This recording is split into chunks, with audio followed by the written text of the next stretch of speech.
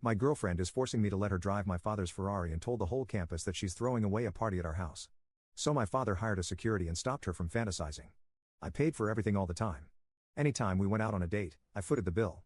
I didn't think much of it because I have so much, and she doesn't.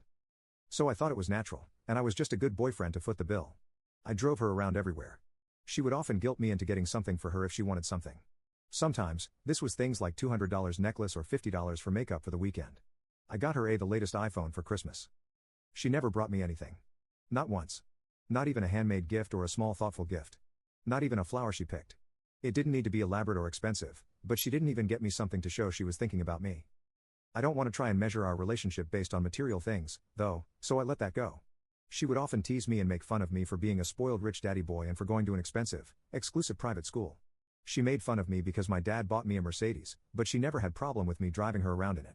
She would make fun of me for taking school seriously, maintaining a 4.0, and turning down parties or other things because I had papers to write or tests to study for.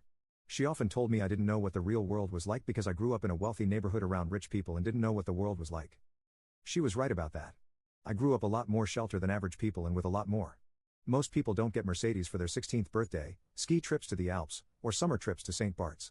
I know that's not normal. I don't know what normal is. So I took her word that I had a sheltered life, and she knew better about the real world.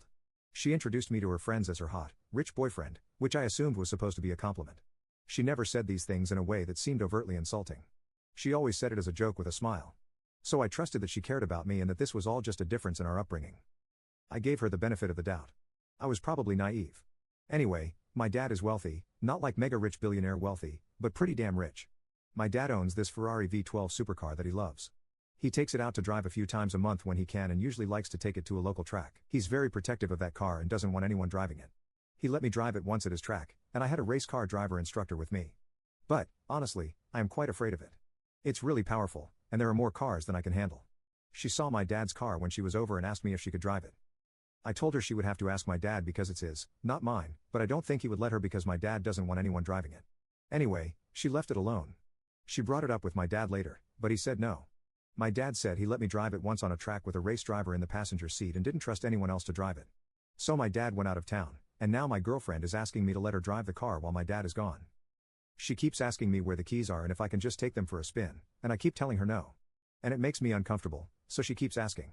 Finally, she got mad at me and told me to F you and said I should be supportive of her, that I should understand she doesn't have a rich family and will probably never have this opportunity again, and that if I loved her, I would do this for her. I don't know. I get that she doesn't have another chance to drive this car, but it's just a car, and my dad would be pissed if I let her. Update. My girlfriend texted me about throwing a party at my house while my dad was gone. I said no. I've been to high school ragers, and I know what happens, and I don't want my house trashed. So I told her this, and she gave me a line she often used with me about needing to have more fun. I told her I didn't think cleaning up my dad's wrecked house was fun. She left it alone, or so I thought. I was in school the next day, and one of my best friends approached me. He was rather mad and wanted to know why I hadn't told him about the party first. I was surprised. I told him there was no party and wanted to know where he heard that from, but I knew where it ultimately came from.